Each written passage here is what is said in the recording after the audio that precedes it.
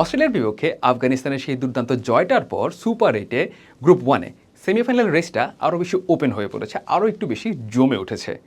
যদিও ভারত সেমি দৌড়ে বেশি এগিয়ে এখন পর্যন্ত, তারাই এখন গ্রুপ 1-এর শীর্ষে, কিন্তু বাকি যে তিন দল আছে অস্ট্রেলিয়া, আফগানিস্তান এবং বাংলাদেশ, এই তিন দলই তাকিয়ে আছে একে অন্যের দিকে, কারণ এখন সামনে চলে এসেছে সমীকরণ নেট রান রেটের হিসেব।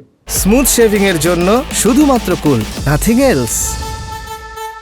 আজ রাতে গ্রুপ 1-এ সুপার 8-এর গ্রুপ 1-এ নিজেদের শেষ ম্যাচটা খেলবে ভারত এবং অস্ট্রেলিয়া, এবং আগামীকাল ভোরে সুপার 8 শেষ হচ্ছে বাংলাদেশ এবং আফগানিস্তানের ম্যাচ দিয়ে।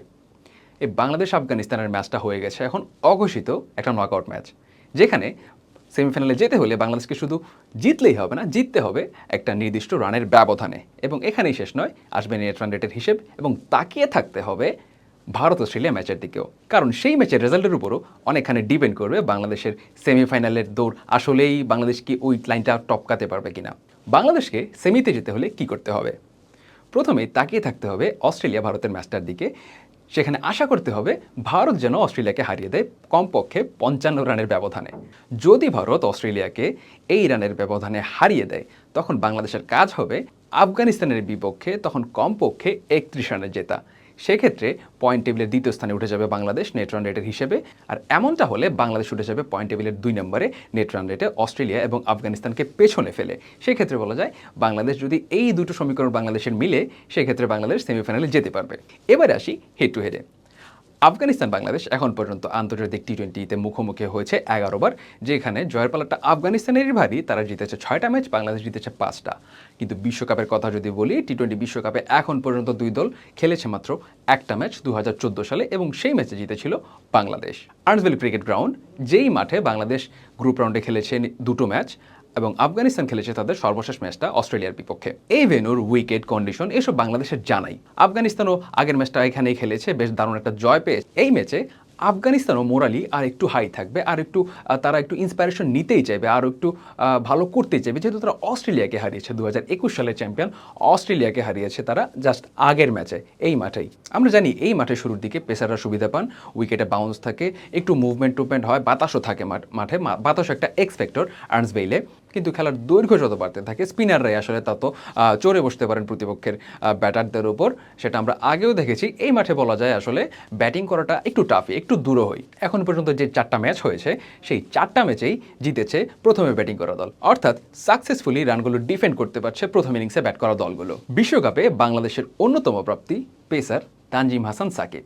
দারুণ ছন্দে আছেন, দারুণ বল করছেন, 6 ম্যাচে নিয়েছেন 11 উইকেট। আগের ম্যাচটাতে বেশ ভালো বল করেছেন, বিরাট কোহলিকে দারুণ একটা স্লোয়ারে একটু লো বাউন্সার বলে বোল্ড করেছেন। দেন সূর্যকুমার যাদবের কাছে একটা ছক্কা খেয়ে বাউন্সারে পরের বলটা দিয়ে তাকে ফিরিয়ে দিয়েছিলেন। তো তানজিম সাকিবের দিকে এই ম্যাচও নজর থাকবে সবার, যেহেতু আফগানিস্তানের শক্তির অন্যতম জায়গায় তাদের ওপেনিং প্যাটার রহমানুল্লাহ গুরবাজ এবং ইব্রাহিম জাদরানের এই দুই ডানহাতির যেই ছন্দে আছেন। আগের ম্যাচটাতে করেছেন 118 রানের জুটি, চলতি বিশ্বকাপে তারা 100+ জুটি করেছেন 3টা, অর্থাৎ আফগানিস্তানের মূল শক্তির জায়গায় কিন্তু তাদের ওপেনাররা। সেক্ষেত্রে এই জুটি যত দ্রুত ভাঙা যাবে, যত দ্রুত তাদের কাউকে ফেরানো যাবে, তত দ্রুতই বাংলাদেশ আসলে আফগানিস্তানের উপর চড়ে বসতে পারবে, এবং সেই কাজটা তানজিম সাকিব বেশ ভালোভাবেই করতে পারেন। এখন পর্যন্ত যে 11টা উইকেট পেয়েছেন, এর মধ্যে 10টাই নিয়েছেন ডানহাতিদের।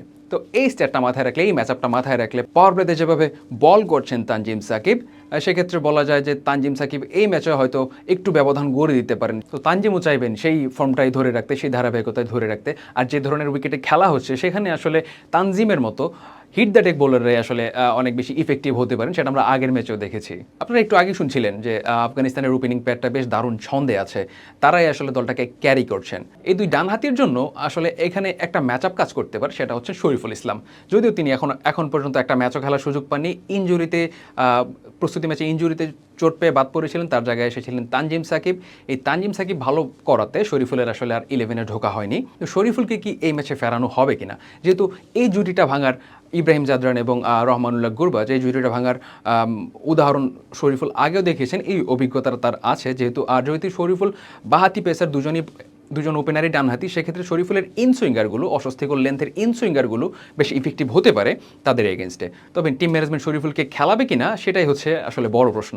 আরও একটা জিনিস মনে করিয়ে দিতে চাই, আফগানিস্তান আগের ম্যাচটা জিতেছিল আসলে দুই ওপেনারের পর তাদের যে বোলিং ভ্যারাইটি আছে সেটার উপর ডিপেন্ড করে। তো বাংলাদেশ শরীফুল যদি বাংলাদেশের 11-এ ফেরেন তো বাংলাদেশের বোলিং বৈচিত্র্যতে অবশ্যই নতুন কিছু একটা অ্যাড হবে। তো সেই ক্ষেত্রে তো শরীফুলকে ফেরানো হবে কিনা এই ম্যাচের একাদশে, সেটাই এখন বড় প্রশ্ন। টপ অর্ডারের অফ ফর্ম, ছন্দহীনতা এইসব ছাপিয়ে আগের ম্যাচে আসলে চোখে লেগেছে বাংলাদেশের টপ অর্ডার ব্যাটারদের ব্যাটিং ইন্টেন্ট। 190+ একটা টার্গেট ছিল বাংলাদেশের সামনে ইন্ডিয়ার এগেনস্টে, কিন্তু নাজমুল হোসেন শান্ত কিংবা তানজিদ তামিম তারা বড় জুটি করেছেন ঠিকই, কিন্তু আসলে যে ইন্টেন্টে ব্যাটিং করেছেন, যে অ্যাপ্রোচে ব্যাটিং করেছেন, সেটা দেখে আসলে মনেই হয়নি যে আসলে বাংলাদেশের সামনে এত বড় একটা লক্ষ্য আছে। এবং ডাউন দ্য অর্ডার কারোর কাছ থেকে ওইরকম ইনিংস দেখা যায়নি। একমাত্র একটু ইন্টেন্ট নিয়ে ব্যাটিং করেছেন রিশাদ হোসেন। সেই জিনিসটা আসলে আগের ম্যাচে চোখে লেগেছে যে টপ অর্ডার ডেজিগনেটেড প্রপার ব্যাটাররা টি-20-র অ্যাপ্রোচে ব্যাট করছেন না, ব্যাট করতে পারছেন না, অলমোস্ট 200 রানের মতো চেস করতে হবে। সেই জিনিসটাই আসলে আগের ম্যাচে ভুগিয়েছে বাংলাদেশকে। প্রেস কনফারেন্সে সাকিবও বলেছেন, সাকিব আল হাসানও বলেছেন এই জিনিসটা নিয়ে, যে যেভাবে ব্যাটিং করার কথা ছিল টপ অর্ডার ব্যাটাররা সেভাবে ব্যাট করতে পারেননি। আফগানিস্তানের এই বৈচিত্র্যময় বোলিং অ্যাটাকের বিপক্ষে বাংলাদেশের ব্যাটাররা আসলে চ্যালেঞ্জটা কীভাবে নেবেন, টি-20-র প্রপার অ্যাপ্রোচে তারা আসলে ফিরবেন কিনা, ইন্টেন্টিভ ব্যাটিংটা করবেন কিনা, সেই চ্যালেঞ্জটাই আসলে এখন বাংলাদেশের ব্যাটারদের সামনে ওয়েট করছে। বৈচিত্র্যময় আফগান বোলিং অ্যাটাকের জবাবটা আসলে তারা কীভাবে দেবেন। আগের ম্যাচে তাসকিন আহমেদকে বাদ দিয়ে 11-এ ঢোকানো হয়েছিল জাকের আলীকে। এখন এই ম্যাচে জাকের আলীকে কি বাংলাদেশ ক্যারি করবে, নাকি এই জায়গাটাতে একটা চেঞ্জ আসবে? আমার মনে হয় যে চেঞ্জ আসলে হয়তো এখানেই আসতে পারে, হয়তো শরীফুল ঢুকতে পারেন জাকের আলীর জায়গায়। এই ছিল বাংলাদেশ আফগানিস্তানের বাঁচা মরার ম্যাচের প্রিভিউ, খুঁটিনাটি এবং ভেন্যু নিয়ে একটু আইডিয়া দেওয়ার চেষ্টা। কেমন হতে পারে বাংলাদেশের এই ম্যাচের কম্বিনেশন, কেমন হতে পারে 11 জানাতে পারেন আমাদের কমেন্ট সেকশনে। আশা করছি ম্যাচের পর আবারও দেখা হবে আপনাদের সাথে। সে পর্যন্ত সবাই সুস্থ থাকবেন, ভালো থাকবেন। ধন্যবাদ।